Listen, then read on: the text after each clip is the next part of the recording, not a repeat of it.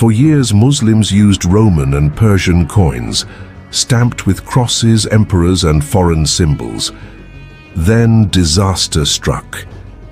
The Byzantine emperor has threatened to cut off our coins and replace them with ones insulting the Prophet of Islam. The Muslim world faced an economic crisis.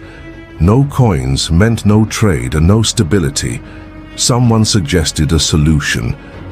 They turned to Imam Muhammad Al-Baqir, the Imam of knowledge, wisdom, and foresight. Mint your own currency. Coins that carry the message of Tawheed, not foreign symbols. For the first time in Islamic history, coins were minted with Quranic phrases like La ilaha illallah and Muhammad Rasulullah.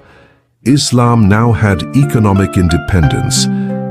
This single idea protected Muslim dignity, trade, and identity, and it came from the wisdom of an imam, not a throne.